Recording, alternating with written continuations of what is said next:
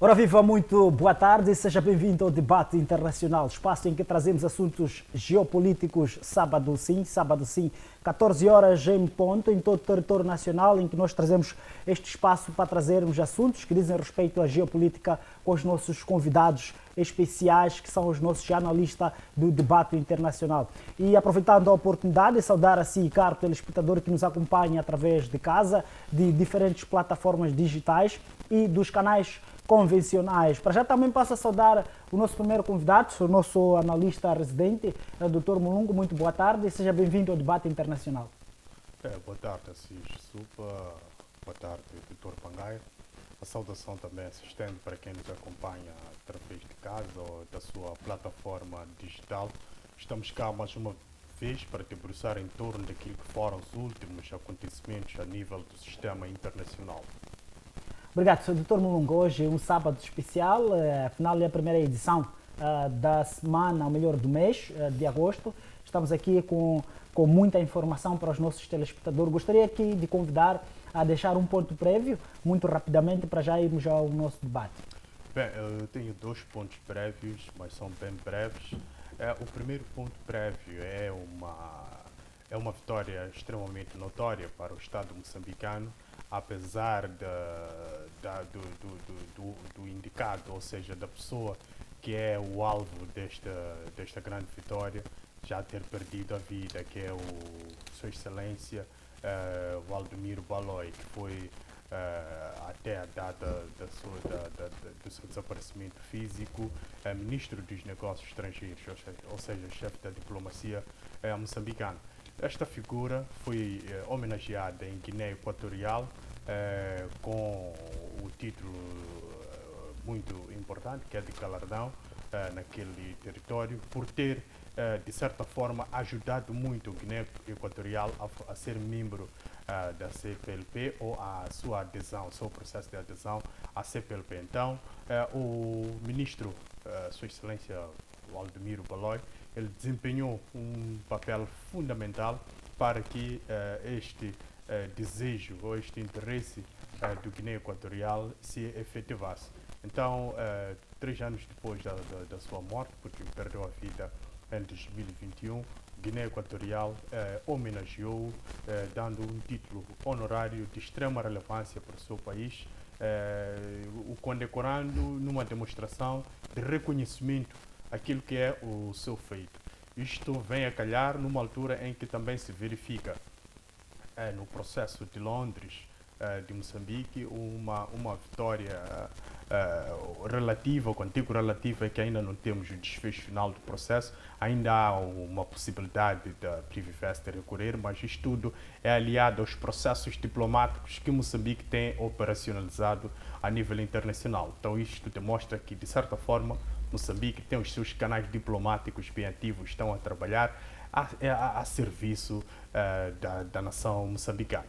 Bem, o segundo ponto prévio é em África, exatamente na Nigéria, onde verifica-se manifestações estas que começam a ganhar contornos de violência, ou seja, se buscarmos aqui as palavras do finado presidente da Venezuela, o Hugo Chávez, ele dizia, olha, uma manifestação pacífica ela pode atingir contornos de uma manifestação violenta. Então é o que está-se a verificar na Nigéria. Depois de tomadas de decisões não muito assertivas por parte do legislador e também do governo, a população sentiu-se injustiçada, ou seja, olhou para aquilo como pretexto, porque já tinha causas devido ao elevado nível de vida naquele país, com as decisões que foram tomadas no ano passado, que reestruturaram de forma significativa o sistema financeiro nigeriano, culminaram com a depreciação da moeda Naira, que é a moeda da Nigéria. Então, este ano, tomou-se mais uma decisão que a população olhou e disse, olha, há aqui um plano de querer prejudicar aquilo que é a funcionalidade diária da economia da própria Nigéria, e essa população fez-se às ruas manifestando contra essas decisões. Estamos a verificar isso, é o segundo país em África, depois do Quênia, então temos lá na Nigéria. Estamos a verificar isso e parece que os líderes africanos não estão a conseguir, de certa forma, lidar com esse tipo de processo de tomada de decisão, que é muito crucial sob o ponto de vista daqueles que são os visados, que é o povo ou a nação de cada Estado. Exato, muito obrigado, Dr. Mulungu. Dr. Pangaia, faço as mesmas palavras. Seja bem-vindo ao nosso espaço de debate internacional. Muito obrigado, colega Chisupa. Boa tarde, Dr. Mulungu. Boa tarde aos telespectadores. Vamos, por cerca de uma hora, debatermos aquilo que é a conjuntura internacional. Em relação ao meu ponto prévio, tem a ver com a declaração do embaixador da Ucrânia no Senegal, que assumiu estar a apoiar os terroristas que estão a atuar no Mali.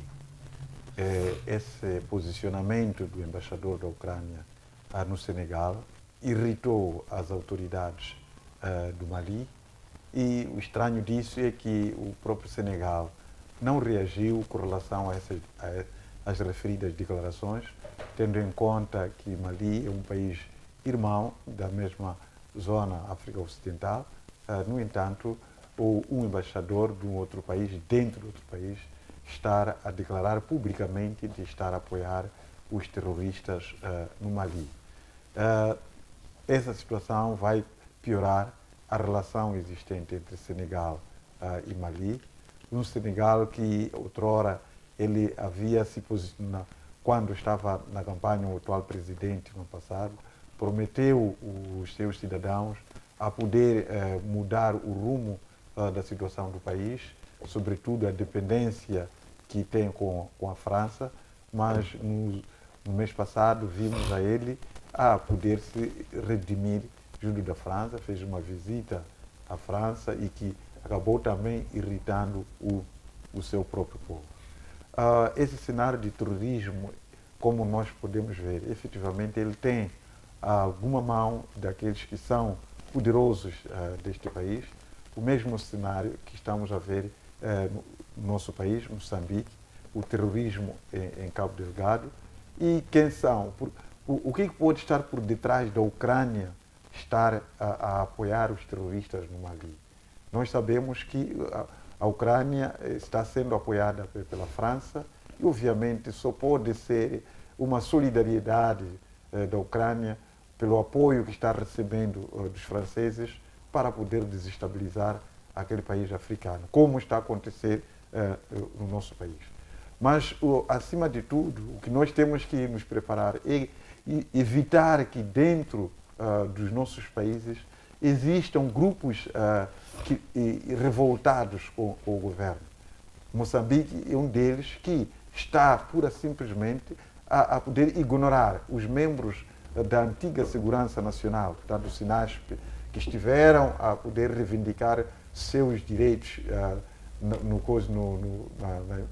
Embaixada, aliás, nas Nações Unidas aqui de Maputo, nos escritórios das Nações Unidas aqui em Maputo, e foram reprimidos, retirados assim. Mas aqueles homens, durante anos, desempenharam a tarefa de inteligência militar, conhecem muito bem o país, dentre vários outros contornos. E hoje estamos a ver igualmente os quadros da PRM reservistas, que também estão atrás dos seus direitos, que têm vindo reivindicando, mas estão sendo mandados passear, não estão a responder. São esses grupos que, em algum momento, unidos, eles poderão receber apoio desses países para poder desestabilizar o país. Aliás, vingar-se daquilo que o governo está fazendo a ele. São quadros sêniores, estamos a falar de reservistas do Ministério do Interior, que eles têm o direito do seu subsídio de reintegração, que não estão sendo dados. São os membros da antiga Segurança Nacional do Estado, do SINASP, que igualmente exigem seus direitos, que não estão sendo dados. Eles estão formando núcleos, associações, para poderem fazer essas reivindicações. essas associações poderão culminar com a formação de exércitos que os impérios americanos, o Império Americano não se poupa de poder financiar a esses grupos para poder vingar-se contra aqueles que são os seus direitos. Então, o país deve, de alguma forma, lutar para que essas situações não aconteçam. Mas eu não admiro o porquê desse posicionamento, esse silêncio que o governo está a dar. Porque quando a guerra puder se arrebentar, esses aí não estarão na guerra. Se você for a ver em Cabo Delgado, não vai encontrar lá nenhum filho do ministro da Defesa em Cabo Delgado. Exato. Não vai encontrar nenhum filho, nem parentes, nem amantes, pura simplesmente podem estar lá no teatro das operações. Quem está no teatro das operações são filhos dos pobres que estão saindo lá do campo, são eles que estão a morrer. Por isso eles não têm receio, não têm medo de poder provocar guerras, porque não serão eles a ir lá. Mas Exato. isso não fica bem.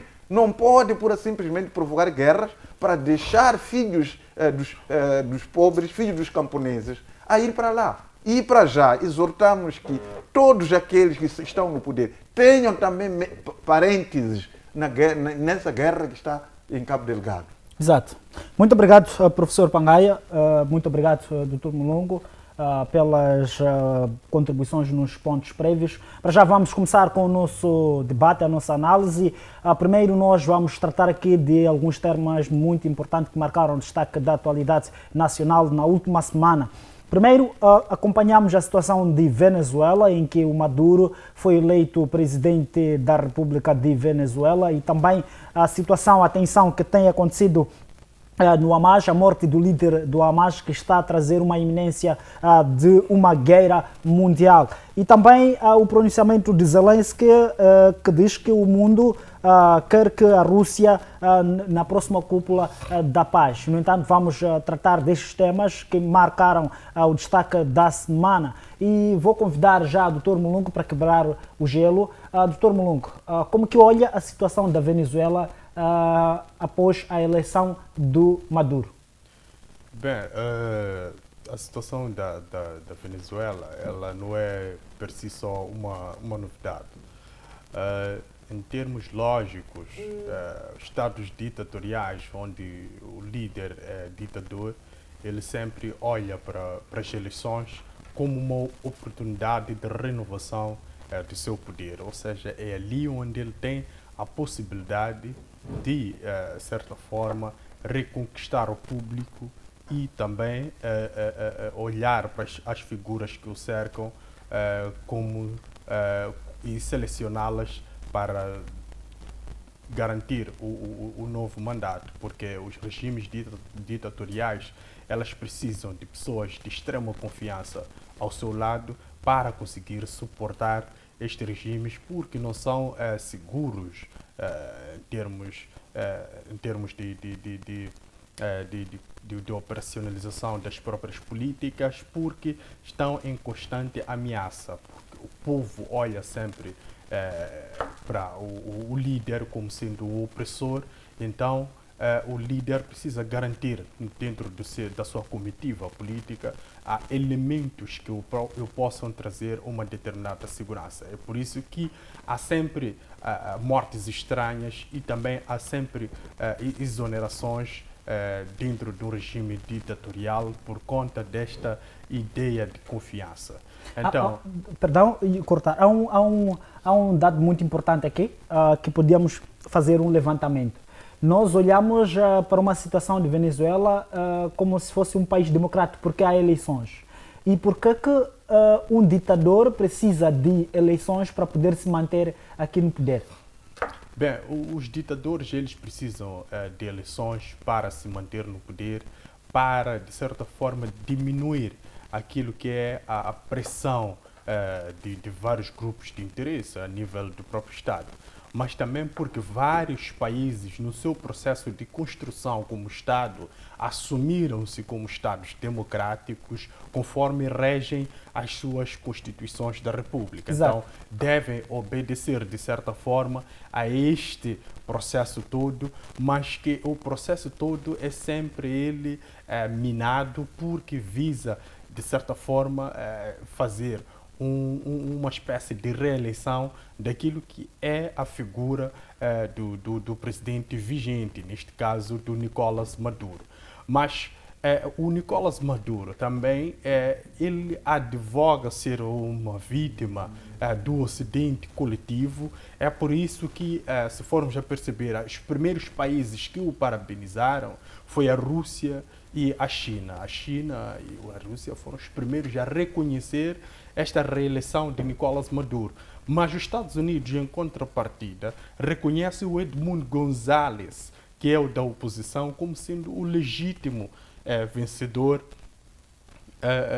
destas eleições.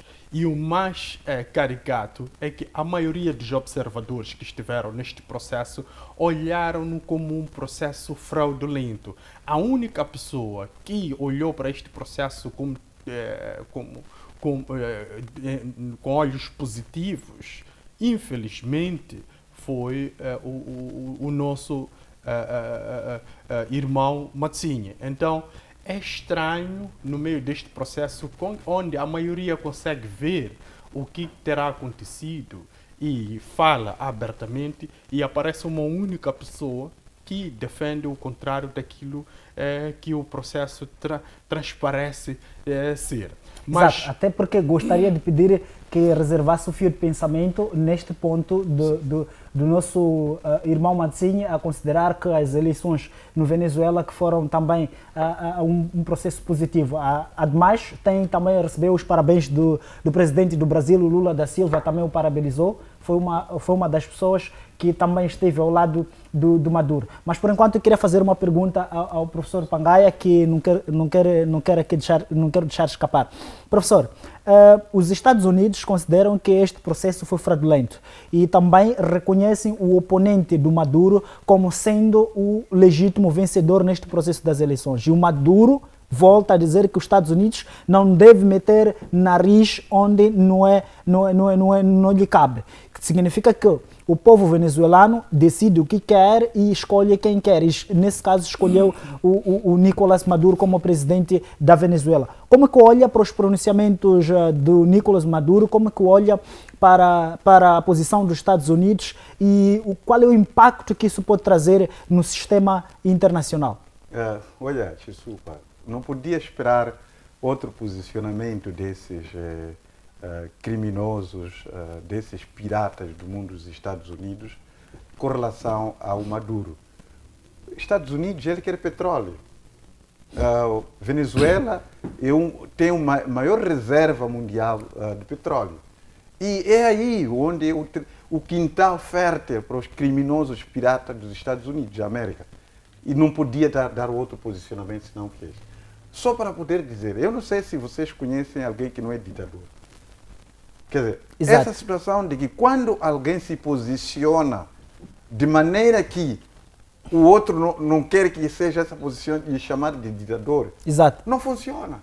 Os próprios Estados Unidos são ditadores. Não há ninguém que não é ditador para que um determinado país, basta existir um governo. Só isso.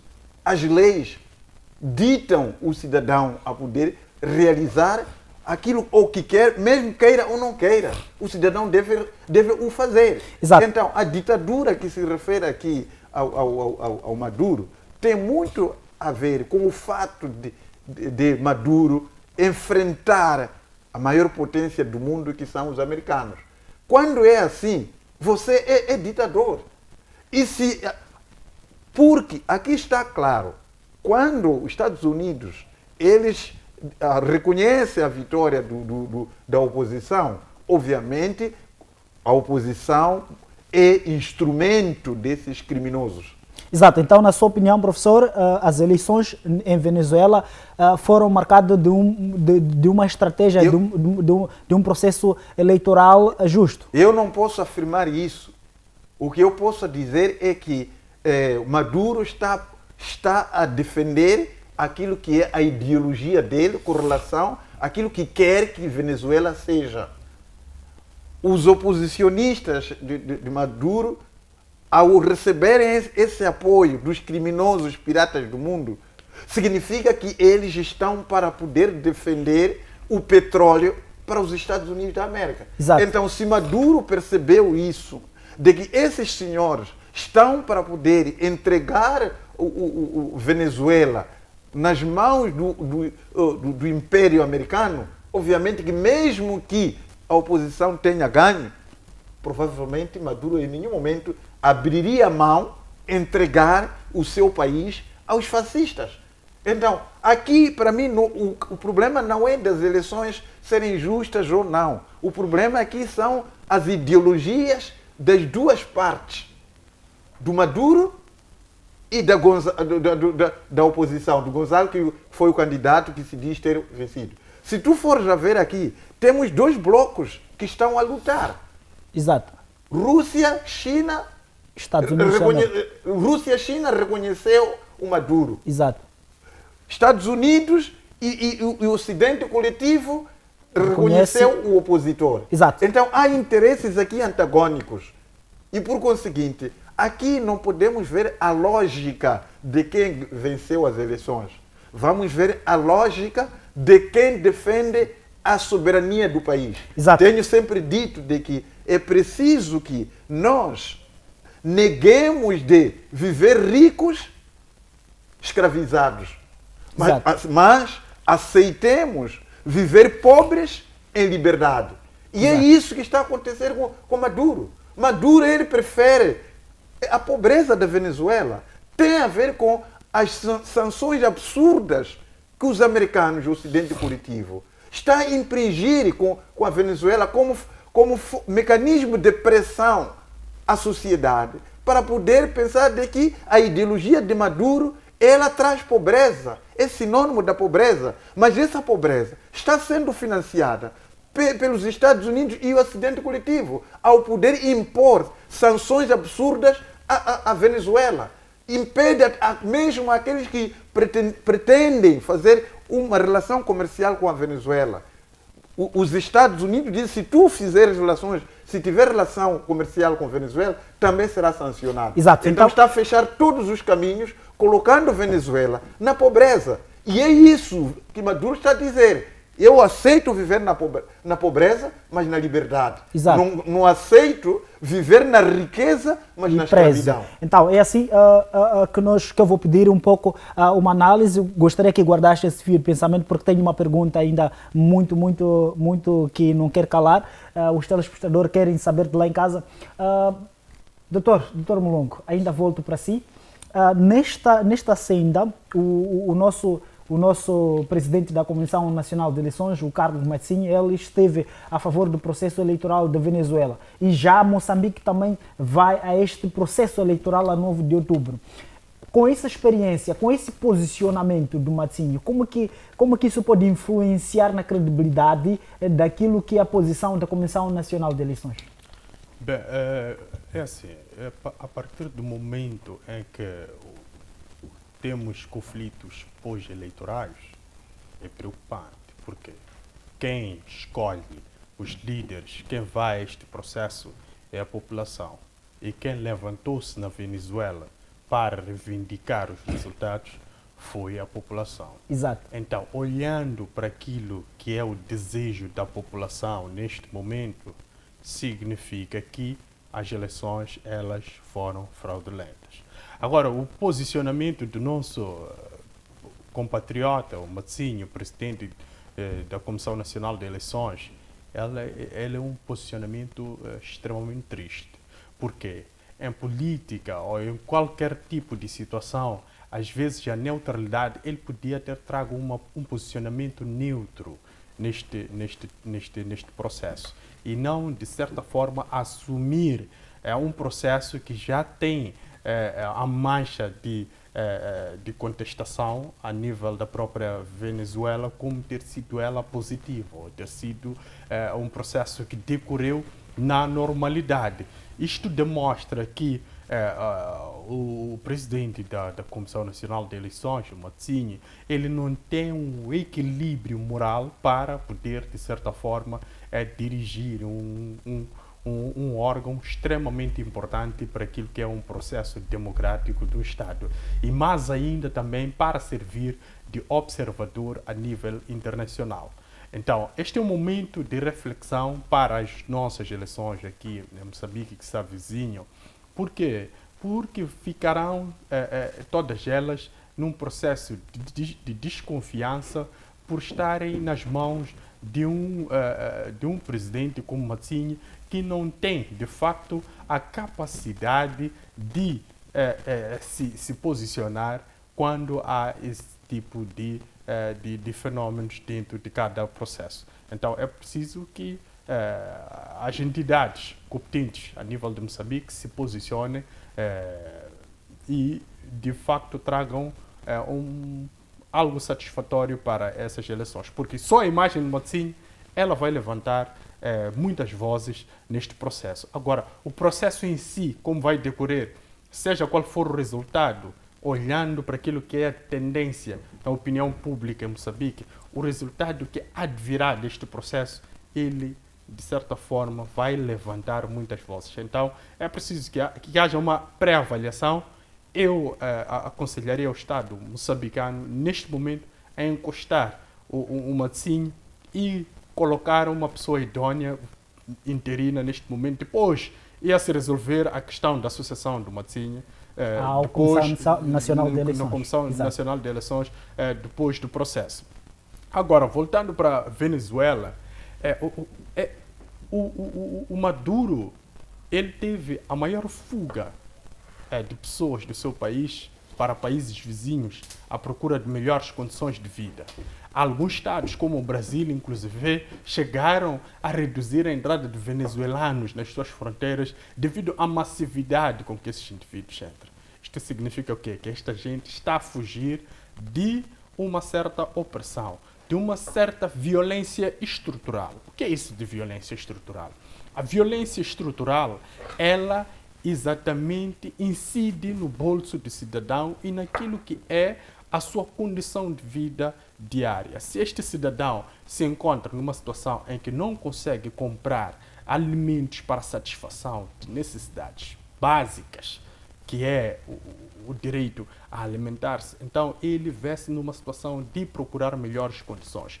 Não é até os próprios animais, quando há alteração da estação anual, verão para inverno, até os animais deslocam porque procuram condições melhoradas para poder satisfazer as suas necessidades no ambiente pacífico. Então, o ambiente pacífico, o governo de Maduro não conseguiu proporcionar esse tempo todo que ele esteve no poder, desde a sua ascensão com a morte do Hugo Chávez, aos venezuelanos. Então, estes são os elementos que são, para mim, suficientes para eu olhar para o Maduro como quem não quer reconhecer a sua falta de legitimidade para com o governo venezuelano. Se o Maduro tivesse no seu partido político uma outra entidade com capacidade de se fazer as eleições e fosse votada por este povo venezuelano, ele podia ter o feito. Mas por uma questão ditatorial que o caracteriza, ele prefere que seja ele a concorrer para as eleições. E também, quando olhamos para o posicionamento norte-americano, no final do dia, o posicionamento norte-americano visa, de certa forma, defender aquilo que são os seus interesses. E também os interesses daqueles que estão na Venezuela, que é o povo. Se este povo encontra-se oprimido, os Estados Unidos da América, de facto, vai, de certa forma, criar mecanismos para que este povo consiga se defender de todas aquelas políticas opressivas que o Maduro tem adotado. Agora, em jeito de contrariar este posicionamento norte-americano, é claro que a Rússia, a China vão apoiar o Maduro. Agora aqui aparece uma figura que, para mim, me causa uma certa estranheza e também olhei com uma certa indignação, que é o posicionamento do presidente Lula da Silva. O presidente Lula da Silva, olhando para os contornos todos e olhando também para a realidade regional, tendo em conta aquilo que é o desempenho político da Venezuela, ele podia, de certa forma, ter assumido um papel neutro numa primeira fase, depois da divulgação dos resultados, porque as imagens que chegaram-nos a quebrar-se, os monumentos, a população a fazer-se à rua com a abertura para perpetrar uma violência na Venezuela, não são imagens de quem tenha ganho eleições de uma forma democrática, são imagens de quem tenha ganho eleições de uma forma fraudulenta. Exato. Muito obrigado, Dr. Mulungu. Ainda volto para si. Professor Pagai, seu posicionamento quanto à questão do Lula da Silva, que vem apoiar de forma afincosa ao Nicolás Maduro, contrapondo aquilo que é a posição da população da Venezuela e também aquilo que é a opinião dos Estados Unidos da América. Olha, eu queria primeiro, antes de chegar na população que está sendo instrumentalizada pelos fascistas para poderem fazer as destruições, aquela população é inocente, não sabe o que está a fazer. Nós vimos aqui em África o que aconteceu com o regime do Muammar Gaddafi, não é? A população revoltou-se com o Muammar Gaddafi, maltratou o corpo do seu líder e hoje está a chorar do seu líder, porque foram instrumentalizados para realizar aquele tipo de manifestações macabras, organizadas, pagas, financiadas pelos fascistas americanos e o Ocidente coletivo. Então não temos nada aqui a ver que aquelas manifestações são de cidadãos venezuelanos que defendem a soberania venezuelana, que têm interesse efetivamente de poder apresentar aquele tipo de inquietação perante ao Maduro. Só para poder referir em relação ao posicionamento do Lula da Silva. Lula da Silva é um grande dirigente, é um dirigente que eu lhe assemelho do nosso Nelson Mandela aqui em África. Lula da Silva disse que ele não poderia dizer sim ou não em relação à legitimidade daquelas eleições. Disse que ele está à espera que o Maduro apresentasse o governo, que a Comissão de Eleições venezuelanas apresentassem as atas que dão vitória a este ou negam vitória àquele.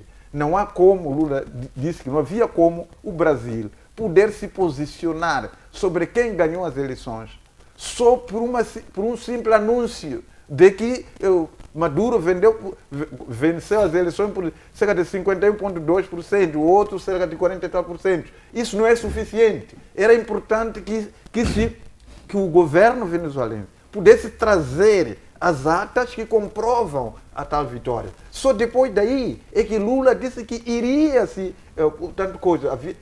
manifestar. E nessa questão, estamos a ver hoje os mídias corporativos brasileiros, os apoiantes do Bolsonaro, estão a aproveitar este cenário para tentar instigar ao Lula da Silva a poder se posicionar para estar ao lado da oposição, dizer que sim, a oposição ganhou as eleições. E é isso que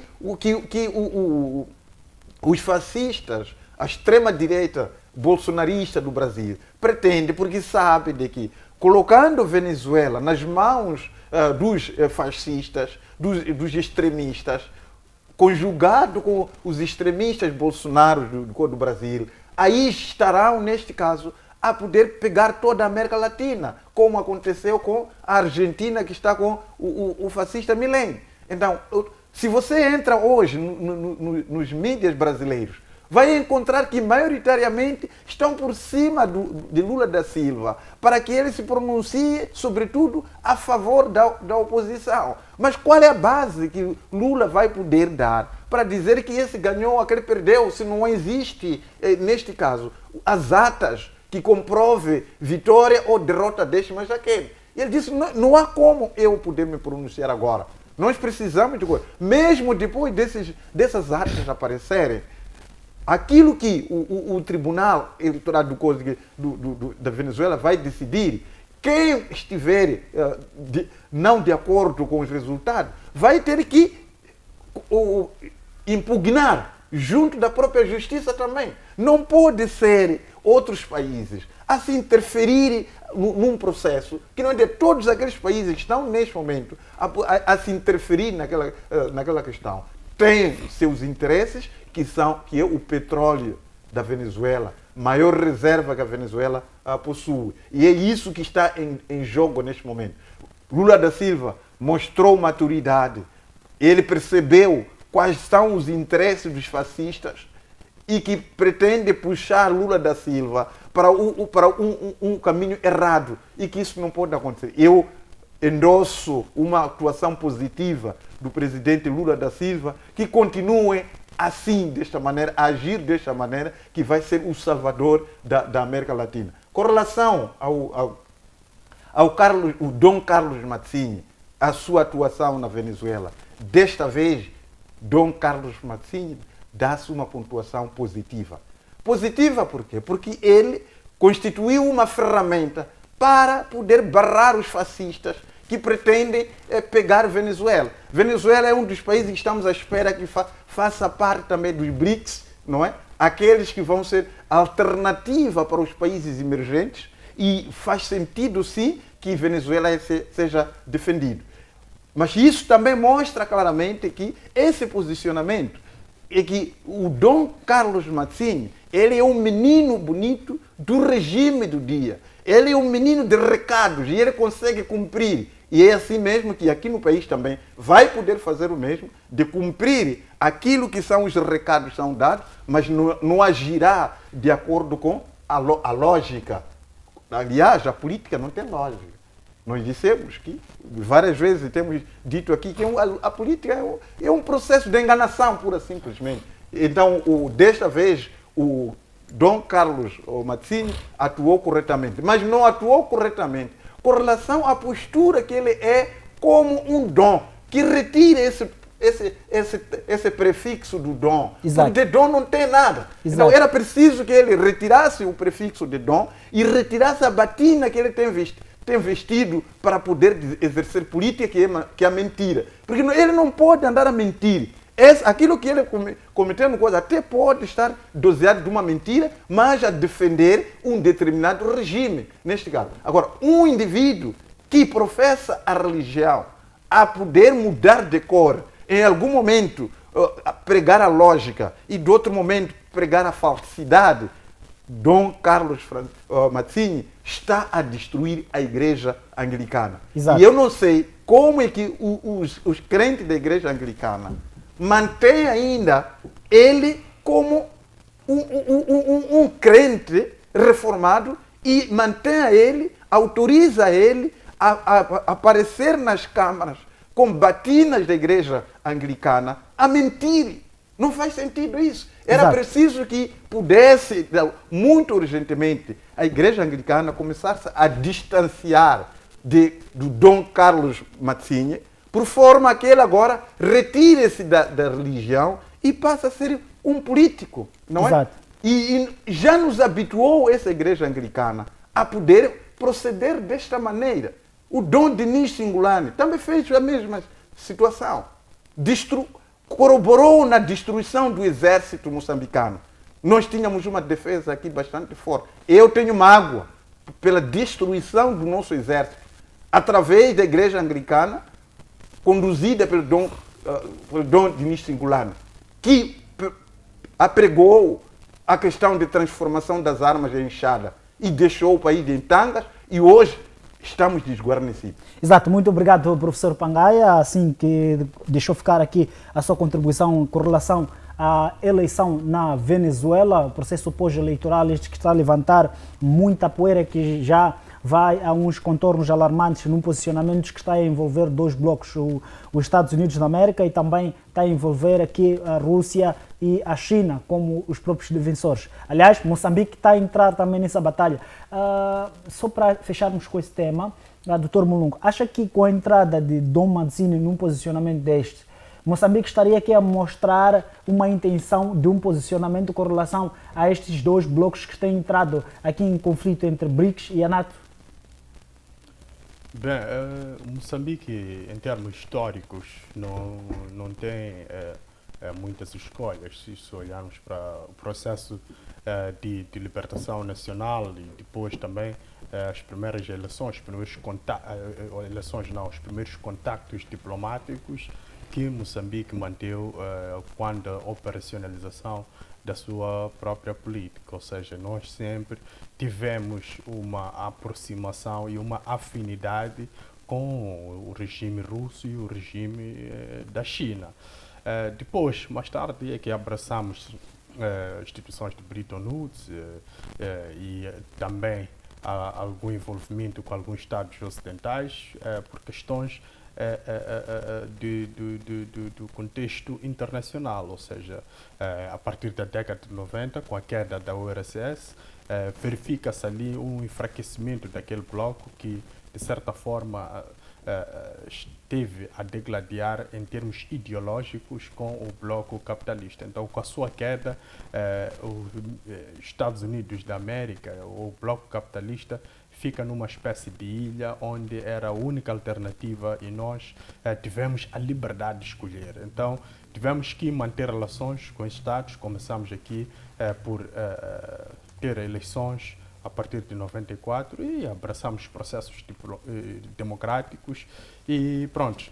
Mas este todo o cenário que estou a trazer é para fazer menção à ideia de Moçambique e o seu posicionamento. O nosso posicionamento sempre estará mais inclinado a um apoio à Rússia ou à China por questões morais, porque nós temos uma história muito forte com esses Estados. Quando nós éramos oprimidos por um membro da NATO, que é Portugal, quem nos ajuda, de facto, a alcançar a independência foi a Rússia e a China. De tal que, na nossa bandeira, que é um símbolo nacional de extrema relevância, temos lá uma arma russa, a K-47.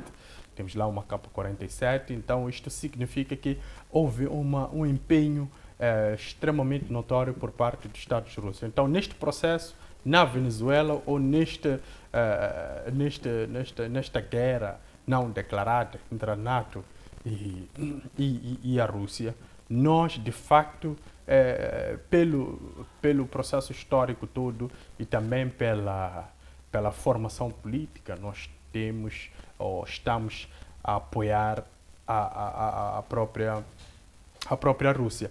Mas por questões de respeito ao nosso surgimento, nós apoiamos na nossa política externa a autodeterminação dos povos. E porque a Rússia, olhando para aquilo que é o direito internacional, violou este direito ao entrar no território ucraniano, é um território internacionalmente reconhecido, nós acabamos ficando neutros porque nós somos a favor da autodeterminação dos povos, então não podíamos apoiar a Rússia neste processo, tínhamos que ficar neutro a este processo. Então, nesta guerra não declarada entre a Rússia e a NATO, Moçambique, em termos factuais, permanece numa zona neutra, mas em termos de afinidade, em termos morais, em termos de histórico político, nós estamos sempre na trela da Rússia e da própria China.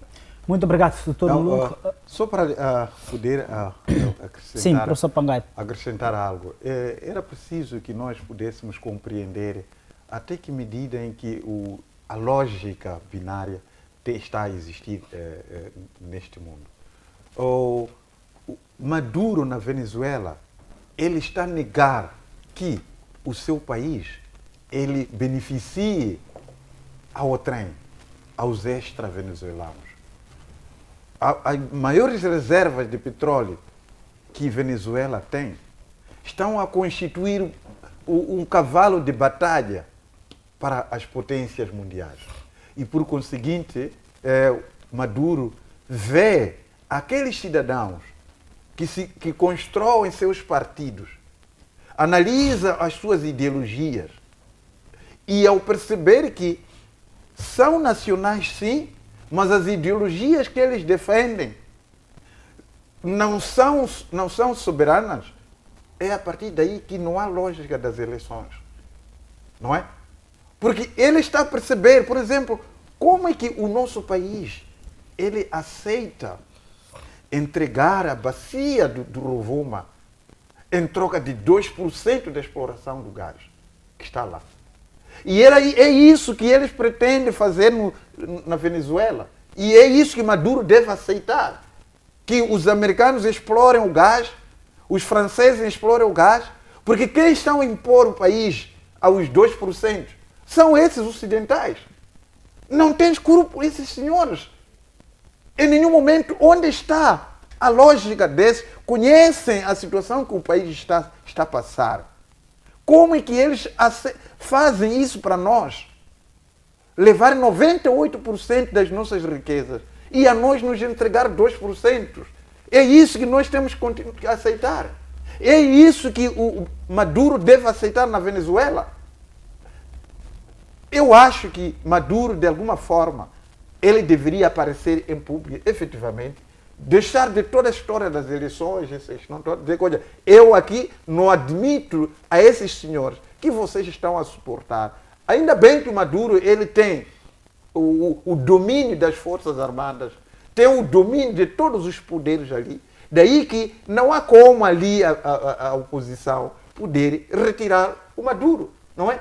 Então é que Maduro ele está a defender coisas que todos nós, os países da periferia, conseguimos notar. O que o Ocidente pretende? Exato. A pobreza na Venezuela é porque a Venezuela está sitiado pelas sanções absurdas que são feitas ao corpo. São 2 países apenas no mundo que estão a enfrentar os criminosos piratas dos Estados Unidos.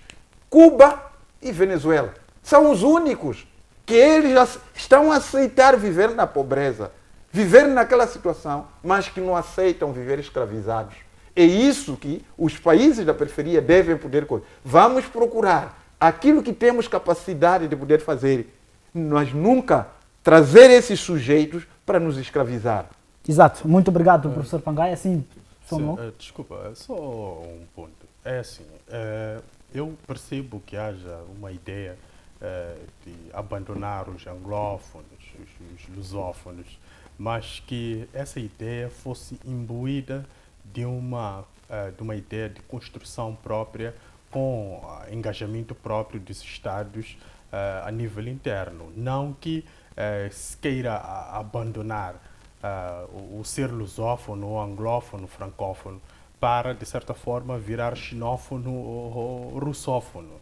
Então, é preciso que se abra um espaço de debate a nível dos Estados, Estados em via de desenvolvimento, para que as ideias elas sejam conduzidas a uma capacidade interna do próprio Estado, que é muito difícil, mas é possível que os Estados tenham o seu próprio desempenho a nível interno, sem ajuda externa para o seu próprio desenvolvimento. Agora, quando nós olhamos para uma situação em que quem, de certa forma, está a explorar os estômagos das populações na Venezuela é o Maduro, quem está a estrangular a fome é o Maduro. Nós não podemos olhar e dizer que não, é vítima, a população é vítima de uma ideologia. É que o próprio Maduro também é vítima de uma ideologia. Por quê?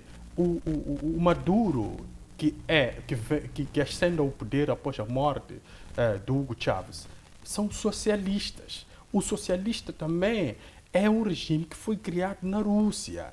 Então, se eles já abraçaram este regime, tal como outros Estados já abraçaram o regime democrático, assumiram uma determinada posição. Então, que esta posição não irá os favorecer em termos de governação, bem, isso já cabe ao processo de tomada de decisão a nível interno. Quem estrangula a população com a sua tomada de decisão é o Maduro, porque no final do dia, quando nós olhamos para o Maduro, olhamos para a família Castro na Cuba, eles são pessoas já bastardas, são pessoas que têm muitas posses, mas quando você olha para a população, por mais que esta população tenha a dita liberdade, tem liberdade, sim, para circular na Cuba, mas não tem liberdade para alimentar-se com o que quer, não tem liberdade para escolher um trabalho condigno, não tem liberdade para educar as suas próprias crianças como quer, porque está numa situação em que o regime é que dita as regras como elas devem funcionar. Então, aqui temos que perceber que não há regime democrático ou capitalista, não há regime socialista ou comunista que está correto. no final do dia, é que os Estados têm que sentar e refletir em torno daquilo que cada Estado precisa construir para se refletir naquilo que é o bem comum dos seus povos. Exato, muito obrigado. Desculpe, é o seguinte... Eu acho que esse tema está interessante. Só para poder terminar, nós temos que perceber que na luta desses dois grandes impérios, Exato. o América, Ocidente coletivo, Rússia, China, Irão, existem aqui sempre chantagens que cada um desses blocos executa para com os países emergentes. Exato. A América, o que ela faz? Ela impõe sanções aos países que não aceitam dançar a sua música. Fecham todas as oportunidades desse país poder se desenvolver. Como resultado disto, há pobreza neste país. Exato. A pobreza dos venezuelanos é fabricada pela América. Porque a América, junto do Ocidente coletivo, sancionam mesmo aqueles países que pretendam ser amigos da Venezuela. Se estabelecer relações comerciais com a Venezuela, enquanto está sendo sancionado pelos Estados Unidos, esse país aqui também sofre sanções. Exato. Então, o Venezuela não tem aqui campo de manobra de poder realizar as suas ações enquanto não aceitar a dançar a música dos americanos. Neste momento, a pobreza que acontece nos países que não aceitam dançar a música da América e o Ocidente coletivo, a base são sanções. Sitiar este país. Qual é o país que pode se desenvolver sem que tenha relações comerciais com os outros? E para poder ter relações comerciais com os outros, deve dançar a música dos americanos. E a música dos americanos é essa, de poder explorar recursos minerais, 98%, e dar 2% a esse país. Acha que qual é o país idôneo que pode aceitar uma coisa dessa? Entregar recursos. Aquilo que nós estamos a fazer aqui está correto. A América, a França, ela tem estado moral de poder retirar os nossos recursos, 98%, a ver o cidadão moçambicano a não ter refeição por dia, a passar de fome, mas ele a retirar os nossos recursos, 98% para o país dele e deixar para nós 2%. É isso que temos que aceitar. Sinceramente, não há como, neste momento, essas organizações não governamentais que são introduzidas nos países emergentes são instrumentos para poder adormecer a sociedade, para poder instrumentalizar a sociedade a lutar contra os seus próprios interesses. Então, quando vai-se num debate nacional, existem grupos distraídos da mesma sociedade que acabam defendendo essas ideologias contra si mesmo. E é isso que estamos a ver na Venezuela, é isso que estamos a ver no Brasil. O Brasil hoje, todos eles estão levantados contra Lula da Silva. Parecendo que Lula da Silva é presidente do coisa de Venezuela. A dizer Lula da Silva, a todo custo, ele tem que se pronunciar. Lula da Silva está ao lado do Maduro. Lula da Silva... Quer dizer, os bolsonaristas acabaram encontrando agora um elemento. Até já estão a falar de impeachment contra Lula da Silva, porque ele não está se a pronunciar, está ao lado da ditadura, não sei lá. Tudo isso por quê? Porque os fascistas liderados pelo Bolsonaro, inelegível Bolsonaro, querem mais uma vez instalar o Brasil um outro milênio, como está acontecendo na Argentina, e matar a rota da seda da China. Essa é que é a grande guerra. Neste momento, por aquilo que o Ocidente está fazendo no meu país, Moçambique, eu sinceramente não vejo moral desses senhores. Eles conhecem os problemas que estamos a ter aqui. Como é que tiram as nossas riquezas e só nos dão 2%? Exato, muito obrigado. Só Maluco, sim. É assim, quando nós trazemos a ideia de que eles nos dão direito a 2% naquilo que são os nossos recursos, esse discurso, numa primeira fase, ela parece estar a excluir a quem toma a decisão. E quem toma a decisão é o governo moçambicano. Quem toma a decisão na Venezuela é o governo de Maduro. Exato. Quem toma a decisão no Brasil é o governo do Lula. Quem toma a decisão no Irão é o governo do Khamenei. Quem toma a decisão na China é o governo do Xi Jinping. Então eu acho que não podemos olhar para o Ocidente como sendo quem chega e impõe.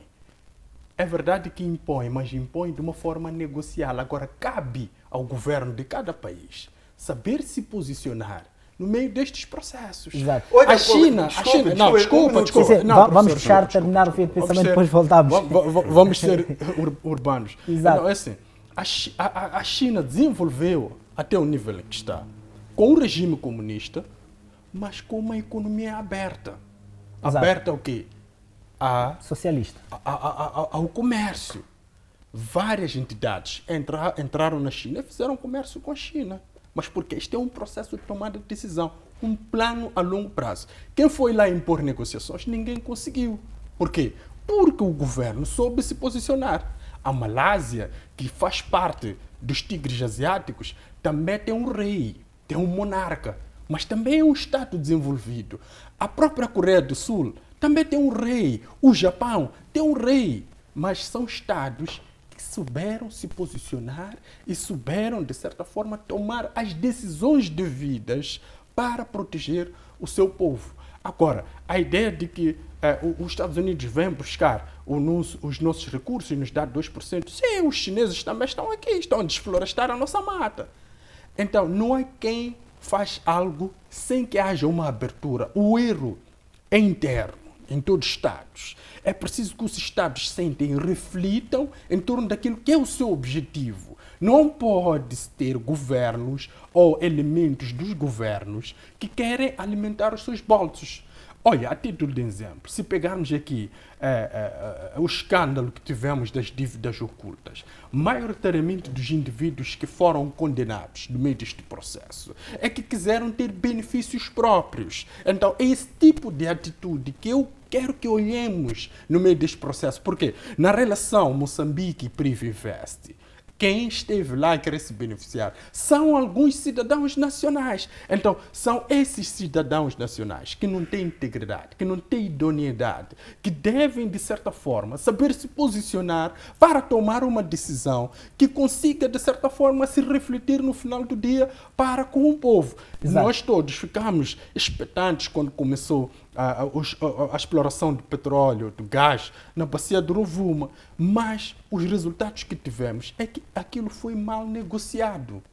Exato. Então, resultado de uma má negociação é aquilo que nós estamos a ver, uma reflexão de pilhagem para o exterior.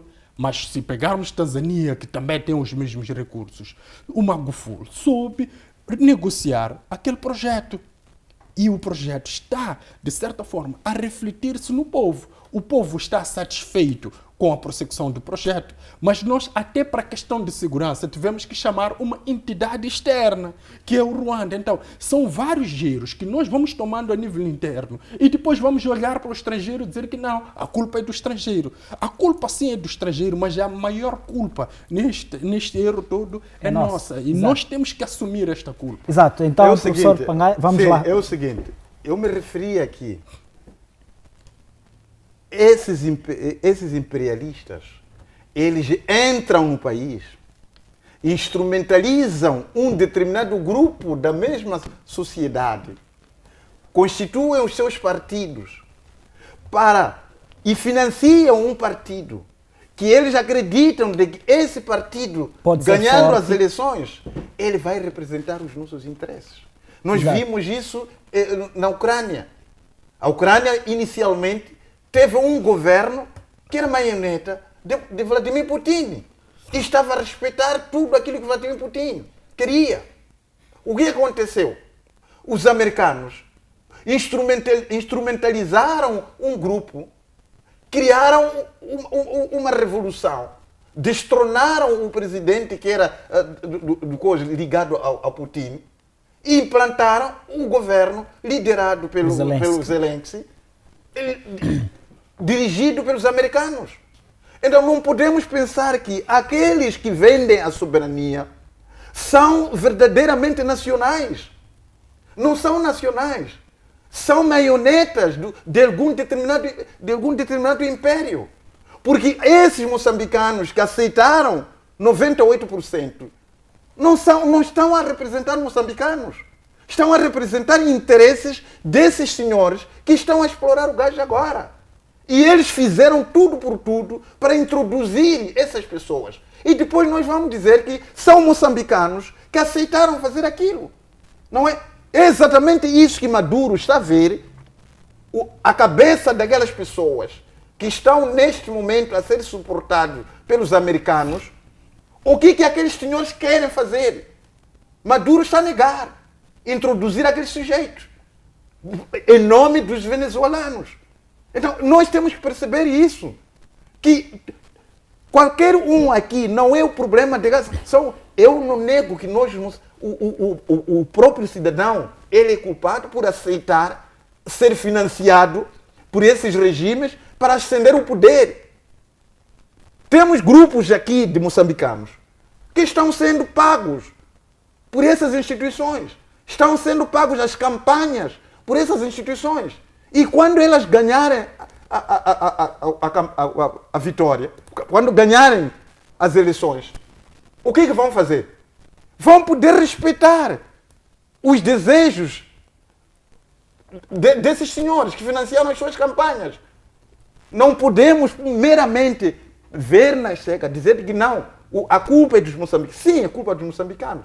Mas, no entanto, existe alguém aqui que corrompeu esse grupo. Há grupo de cidadãos que se deixam corromper, alcançam o poder e quando estão lá, todas as negociações que vão fazer com relação à exploração dos recursos deste país, porque eles teoricamente foram eleitos pelo cidadão, como é que chegam a ser eleitos? Através das campanhas, através de vários recursos que eles distribuem à população e começa aí a... Veja lá, se vocês chegaram hoje na Líbia, procurar saber a população da Líbia se estão a gostar daquilo que está a acontecer. Mas foram eles que apoiaram aquela matança do seu líder. Exato. Então, nós aqui temos que perceber, tem que aparecer sempre alguém contra todas as correntes, a fazer leitura de qual partido que efetivamente ele não constitui instrumento de alguma potência que venha a prejudicar. Não estamos a negar a cooperação com essas potências. Não estamos a negar. Mas que haja uma negociação justa que deixe algo para desenvolver os nossos países. Exato, muito é obrigado. Exatamente isso que nós queremos. Nunca nós devemos aceitar que esses senhores, porque eles são bastante ricos, financiam grupos, pagam valores avultados a esses grupos, pagam campanhas bastante lindas, convencem a população, e acabam elegendo aquele partido, e esse partido chega no poder, vira totalmente as políticas públicas a favor desse sujeito. Exato, Isso muito obrigado, professor Pangaia, muito obrigado. O tempo nos foge e para si, caro telespectador que nos acompanha, pode deixar ficar nos comentários a sua opinião relativamente ao posicionamento desses dois grandes blocos do Brasil, Moçambique, e também para a questão da Rússia e a China, que tem apoiado o Maduro, enquanto os outros países, ou melhor, o Brasil apoia o González e diz que o González é o principal vencedor deste processo eleitoral que aconteceu na Venezuela. Entanto, nós vamos passar para o segundo debate, que tem a ver com a morte do líder do Hamas, que está a trazer uma iminência aqui a uma guerra mundial. Professor Mulungu, nós já estamos mesmo a ficar sem tempo. Queria pedir uma capacidade de síntese para este ponto que vamos levantar aqui, que é a questão da guerra no Ocidente, que está a envolver aqui o Hamas, e assim foi morto o líder do Hamas. Como que pode olhar para este fenômeno? Obrigado pelo título de professor, se calhar seja mesmo uma profecia. É uma profecia. Exato. Exato. Mas pronto, olhando para este cenário todo, é um cenário extremamente sensível para aquilo que é a política a nível do Médio Oriente. quando olhamos para o Médio Oriente, estamos a falar da zona da Ásia, onde temos lá Israel, o Líbano, a Síria, o Irão, a Arábia Saudita, Catar e vários outros estados. E maioritariamente são árabes. Agora, por que é que isto levanta muita atenção? É que isto é extremamente importante quando olhamos para a morte do presidente em maio, do Irão. Exato. A morte do presidente do Irão, esta é uma construção de lógica para a percepção disto da minha parte. Que a morte do presidente do Irão, ela abre espaço para que haja uma cerimônia de extrema relevância no Estado iraniano. Então, esta cerimônia de extrema relevância no Estado iraniano ia mover várias entidades a nível internacional para aquele ponto do planeta, que é o Irão, e exatamente em Teherão. Então, o líder do Hamas, que mora exatamente no Catar, estaria lá. Então, eu estou aqui em respeito àquilo que são as ações do Shin Bet, que é a Mossad, aquilo que são as suas operações. Eu estou, de certa forma, a criar este pensamento na base daquilo que eles têm demonstrado quando da prossecução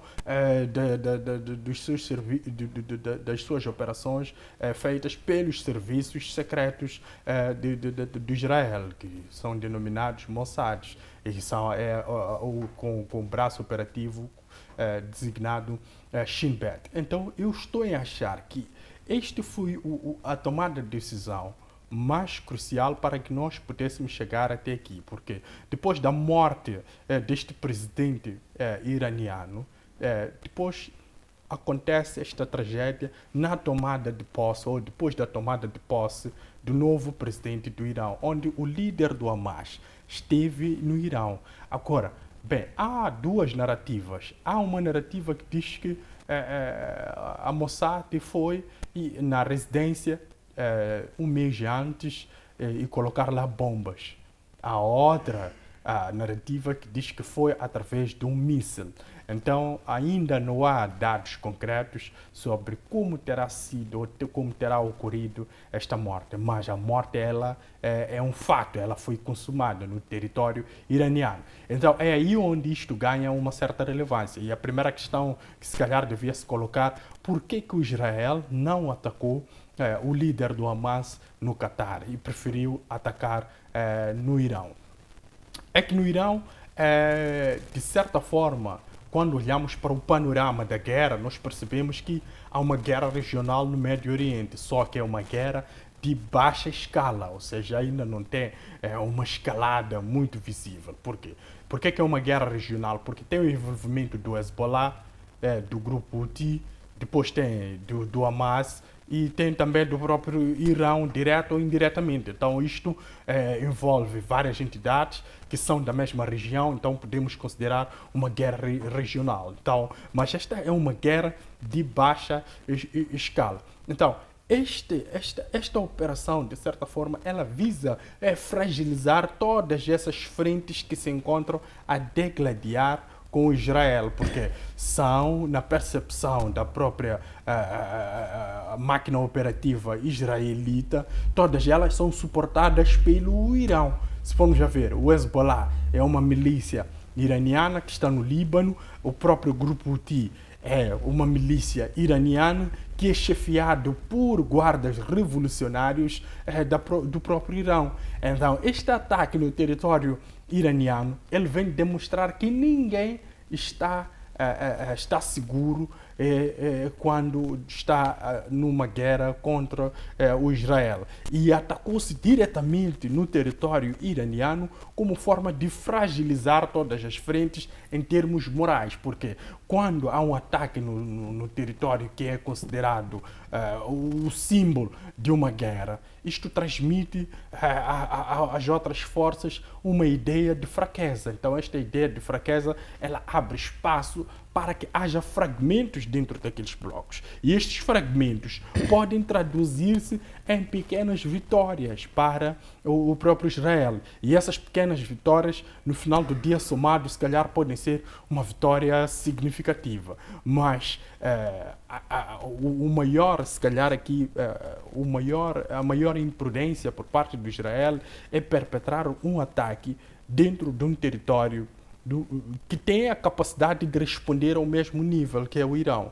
Mas Exato. atenção, o Israel também sabe, de certa forma, fazer os seus cálculos devidos. É por isso que eu aqui já elogiava a Mossad.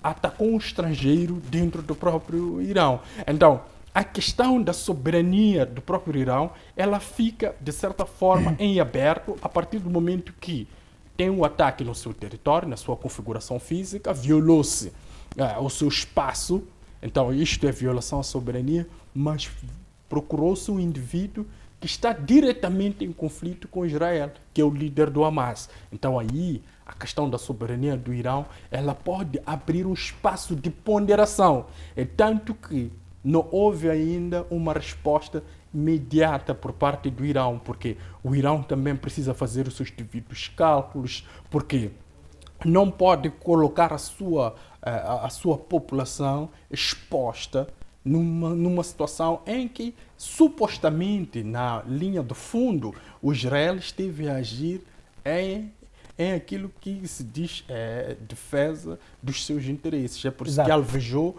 um cidadão que não é nacional dentro de um território que é o Irão. Agora, olhar para a questão da Terceira Guerra Mundial, bem, pronto, não vejo grande relevância em termos político-militares internacional desses dois atores neste momento. Principalmente porque o Israel pode comprometer as eleições dentro dos Estados Unidos da América. E no outro, porém, é que a Rússia tem uma espécie de um acordo verbal com Israel de que nunca se envolveria num conflito contra o Israel. Então, não vejo essa escalada a um nível mundial ou internacional que pudesse envolver os atores que são os mais visados, que no caso que se degladiasse, nós podíamos considerar Terceira Guerra Mundial, que é a Rússia e os Estados Unidos da América. Muito obrigado, Dr. Mulungo. Professor Pangaia, faço-lhe mesmo as questões. Sim, eu acho que neste momento o Benjamin Netanyahu está em festa, vendo aquilo que foram as metas estabelecidas por ele estarem paulatinamente a serem cumpridas, porque ele prometeu poder eliminar a liderança do Hamas, as lideranças do Hezbollah, dos Houthis, dentre vários outros aí assim. Vimos que naquela semana anterior, já tinha também eliminado, segundo um comandante sênior do Hezbollah. E logo a seguir foi esse o líder político do Hamas que estava a conduzir as negociações em Qatar. Em relação a essa morte, as duas versões que aparecem aqui, o ataque aéreo ou bombas colocadas naquele lugar, para mim, na minha análise, eu acho que não foi o ataque aéreo, foram bombas colocadas naquela casa, porque aquela casa era daquele líder, não é? Foi participar naquelas cerimônias e depois foi pernoitar na sua casa. Ele tinha casa no Irão. E é por essa razão que Benjamin Netanyahu, quando dizia de que o Irão é cabeça do povo, o povo está a referir desses grupos de Hezbollah, Hamas, Houthi, entre vários outros, e que eles estavam a lutar para poder eliminar a cabeça do povo. Essa razão que tivemos aquela morte estranha do despenhamento do helicóptero do presidente falecido do Irão, o qual que estava sendo substituído agora. E veja só, enquanto se fala sobre essas situações aí assim, o Israel diretamente não assumiu o ataque, mas apenas o Benjamin veio dizendo de que, olha, nós estamos a ter que dar um golpe duro contra os nossos opositores. Quer dizer, indiretamente ele estava a assumir a morte daquele líder do Hamas naquele lugar. infelizmente, ainda volta ao Brasil, os mídias brasileiros deixam a desejar.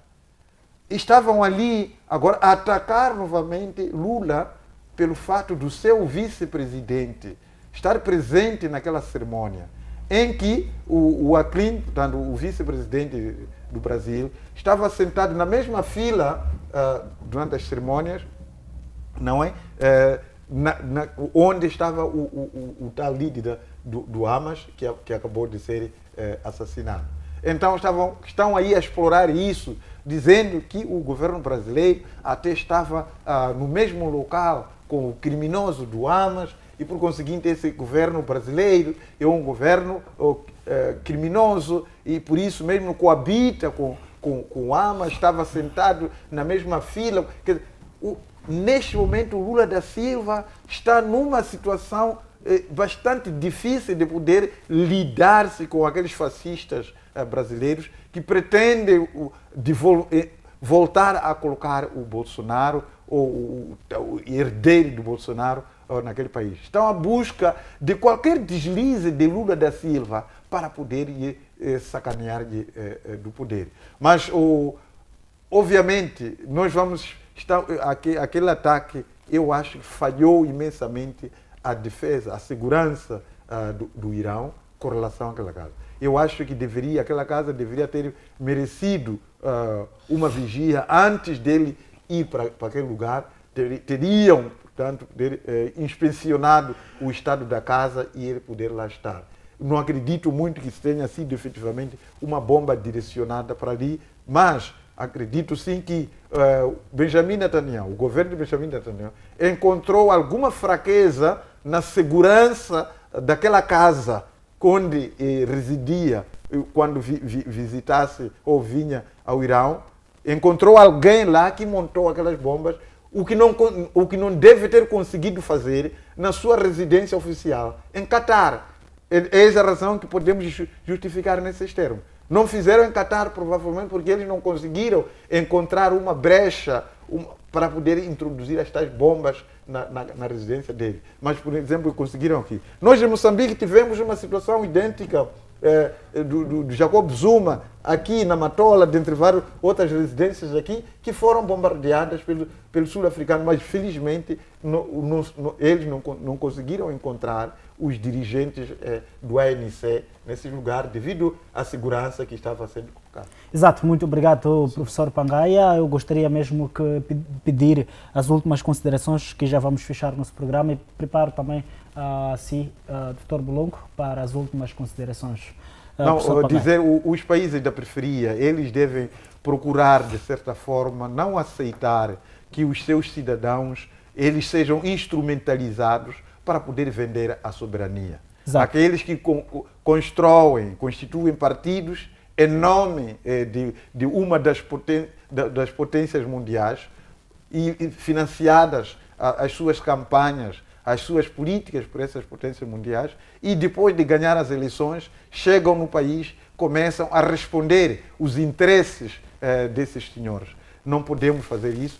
Todos nós devemos estar atentos à instrumentalização, mas para isso acontecer, nós temos que, de certa forma, garantir que a nossa educação ela seja mais forte, de maneiras que nenhum cidadão moçambicano ou nenhum cidadão dos países periféricos, dos países emergentes, aceite abrir a soberania para dar lugar aos interesses, seja o imperialista americano e o ocidente coletivo, seja ele China, Rússia, dentre vários outros. Vamos lidar com esses senhores numa negociação que tem em vista de poder desenvolver os nossos países. Aos cidadãos que eles cegamente aceitam ser instrumentalizados, assumem o poder e depois acabam, portanto, entregando tudo aquilo que é nosso a esses sujeitos. Esses cidadãos devem ser extremamente vigiados e não podem ser aceitos a poder atingir o poder. Exato, muito obrigado. Professor Mulungu? Bem, ainda continuo a lhe chamar de professor, porque eu acho que é uma lição que tem deixado aqui no nosso espaço, nosso debate internacional, que é bastante rico e também que tem contribuído de forma efetiva aos nossos telespectadores. Obrigado. Obrigado. Pronto, muito obrigado pelas suas palavras, mas queria pegar aqui exatamente um ponto que o professor tocou, ele acabou atirando aqui uma única hipótese, que é uma hipótese importante. O facto de Israel, se calhar, não ter conseguido, de facto, criar este caos no Qatar. Exato. O Qatar, no meu ponto de vista, como o Qatar é um ator importante para o Israel e principalmente para o processo todo de negociação, porque o Qatar tem uma aceitabilidade para ambas partes, seja para o Israel, mas também para o grupo Hamas e outros grupos que se encontram na zona do Médio Oriente. Então, o Israel seria imprudente que fizesse um ataque direto no território do Qatar. Mas também, numa outra hipótese, é que o Qatar, quando dá resposta do Irão, quando lança mísseis e drones para o Israel, o Qatar é um dos estados que ajudou, de certa forma, a defender aquele ataque aéreo que foi perpetrado pelo Irão.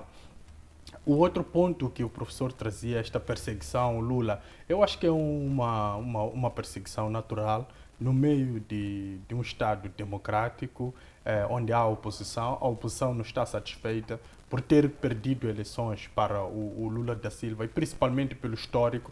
É alguém que esteve na presidência, depois foi detido, depois ganhou a sua liberdade e voltou a ganhar eleições. Então, isto, de certa forma, inquieta a oposição dentro do Brasil. Mas há aqui que recordar um fato que é extremamente importante. O presidente Lula, quando esteve numa reunião da cúpula no Irão, quando esteve lá o presidente Omar al-Bashir, quando foi anunciado que o presidente Omar al-Bashir ia entrar na sala onde o Lula estava, onde ele encontrava-se a almoçar, ele de facto levanta-se da mesa e simula estar a fazer uma chamada. E depois dali o Lula não volta mais à sala, porque não queria dividir o mesmo espaço com alguém que era perseguido ou tinha um mandato de busca e captura pelo Tribunal Penal Internacional, pelo TPI. Certo. Então, politicamente, o Lula ele teve um gesto extremamente relevante. Isto, de certa forma, fez com que ele fosse muito bem falado nos mídias e mais adiante. Mas neste processo, neste contexto, há uma divergência, há uma diferença. O Lula é alguém que está engajado no processo de crescimento dos BRICS e ele estava no território de um elemento dos BRICS, que é o Irão. Recordar que o Irão já faz parte dos BRICS desde janeiro. Então ele estava lá e não importava naquele cenário, na visão do vice-presidente brasileiro, não importava ele escolher em que lado ele podia se posicionar.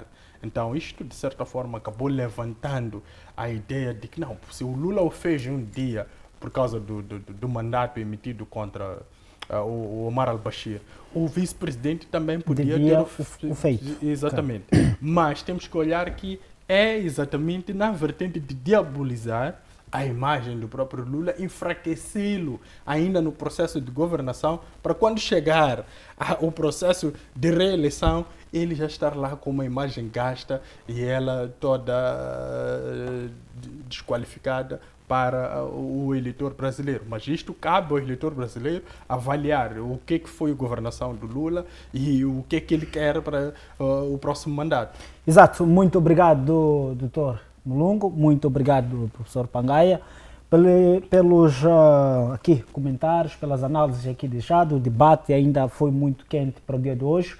E é assim que é a nossa vida aqui no debate internacional, que pretendemos partilhar consigo, caro telespectador. E, infelizmente, o que é bom dura pouco, e com promessas de voltar no próximo sábado, à mesma hora, que é o nosso compromisso contigo e também com aquele que nos acompanha de forma efetiva e eficiente aqui no nosso espaço, aqui no seu canal de eleição, a FTV, que temos um compromisso também contigo, caro telespectador. Nós ficamos por aqui com promessas de voltar na próxima edição, próximo sábado, e assim estendemos as saudações a todos aqueles que têm nos seguido, que têm contribuído de forma produtiva para o nosso debate. Ficamos por aqui com promessas de voltar a próxima semana. Muito boa tarde, até a próxima.